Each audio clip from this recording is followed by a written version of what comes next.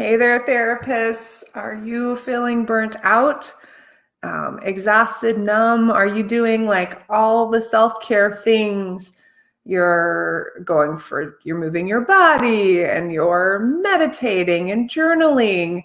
And all that really is doing for you is keeping you from feeling terrible, but it's not actually letting you feel good. It may be time to think outside of the box when it comes to our self-care, right? I got to get on the phone or get on Zoom with, like a dozen therapists this week.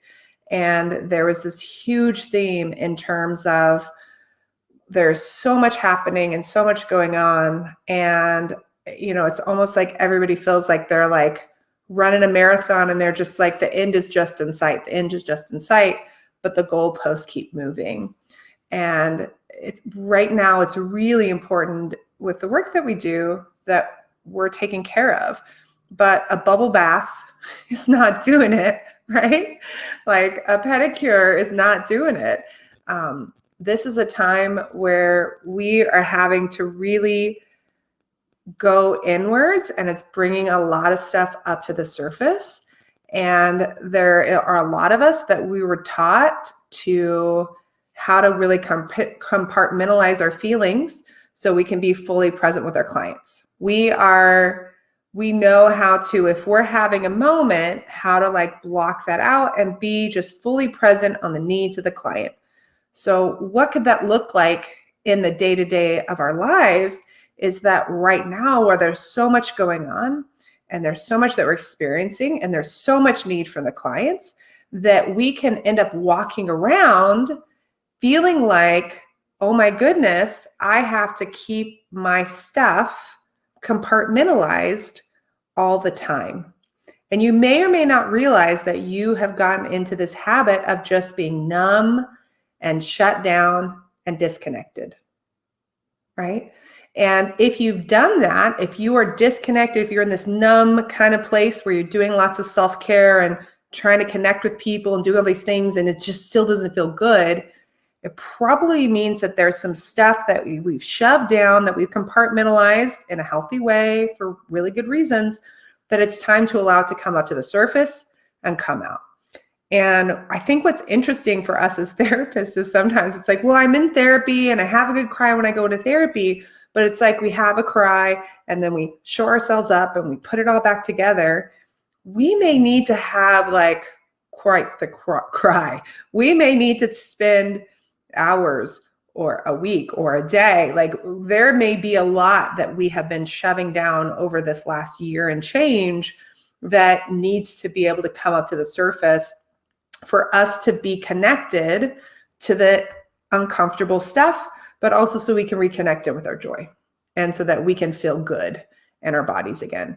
And for a lot of us, a lot of you, our schedules are so packed between the needs of of what's happening at home and the needs of our clients and our clinical needs that it doesn't feel like there's ever space to do that. And I think this is a time where we have to start making some decisions and changes sometimes of saying, this is what my caseload really can be. I may need to make some changes to the way that my business works. Like this is a time where we have to really set some boundaries, right? So, sometimes our clients come in and they say, I just feel so numb and disconnected in my relationship. And then we explore it and they go, oh, because there's this boundary that I need to set with my partner that I haven't done. I haven't told them my truth. When they speak that out and then they finally feel this like release and they finally feel energized in life or maybe even in the relationship. Like we need to do that too. If what we've set up at work or in our business with what's happening in life right now, if we're not speaking the truth of what we really need in our practice, then we can end up kind of shutting down, right? Kelly, right? She's the other half of Zinni Me. She talks about like your private practice, your business as this relationship. It's like a partner and you need to communicate with it. And it's often telling you information and you'll be able to have this feedback loop, right? So if you're feeling like not excited about work and disconnected and numb or angry and frustrated, these are signs that you need to ask for some things. We need to tap into our bodies and say, hey, little part of me, what are you asking for? What are you telling me? You're giving me good information. What are some boundaries I need to set with myself about how often I look on my phone, or how many clients I see, or how late I see them in the day, or how early I see them in the day, whatever that is. Like, you do need to schedule me time, but I think also we need to schedule that me time, and we need to give permission to like fully be like embodied and connected, right? Which is so important.